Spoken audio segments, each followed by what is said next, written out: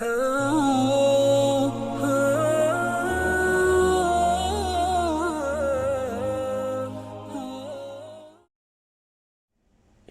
শব্দটি বোঝা কেন জরুরি সেটাই আজকে আপনাদেরকে বলতে চাই। এটার আরব এবং অনারব দুইটা মূল সূত্র আছে, এবং আরব সূত্রে শব্দটির মূল দুটো হতে পারে, একটা হলো শাইদ আর একটা হলো শাতান। শাতান শব্দটির অর্থ তাবা আদা, অর্থাৎ এমন একজন যে অনেক অনেক দূরে চলে গেছে, অনেক পথ পাড়ি দিয়ে। এই কারণেই শাতান বলতে একটি অনেক লম্বা দড়িকেও বোঝানো হয়।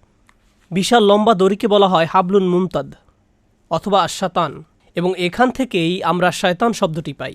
অন্যদিকে শাইদ শব্দটির মানে হচ্ছে এমন কেউ যার হৃদয়ে আগুন ধরানো হয়েছে, মানে যাকে রাগের আগুন চারিদিক থেকে গ্রাস করে আছে।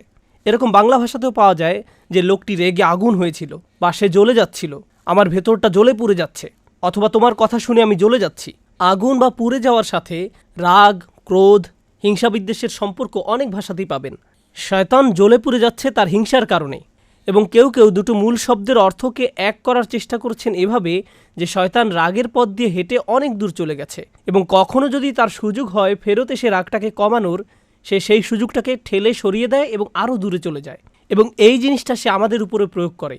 ওর কাজ হলো আমাদের মধ্যে যেসব ঘুমন্ত খারাপ সম্ভাবনা আছে সেগুলোর মধ্যে আগুন ধরানো, মানে সেগুলোকে জাগ্রত হবার জন্য উস্কিয়ে দেওয়া। শয়তান কিন্তু আমাদের কোনো খারাপ কাজ করতে বাধ্য করতে পারে না, কিন্তু আমাদের নিজেদের মধ্যেই অনেক বৈশিষ্ট্য ঠান্ডা বারুদের মতো লুকিয়ে আছে। শয়তান আমাদের সেগুলো নিয়ে খামখেয়ালি করার জন্য উস্কাবে, যাতে সেগুলোতে আগুন ধরে যায়, এবং একবার যদি আমরা আগুন ধরিয়ে দেই তারপর সে চায় আগুনটা আরও আরও আরও বড় হতে থাক। কোরআনে আছে ইউরিদু শয়তানু আইয়ুদিল্লাহুম দলালাম বাঈদা।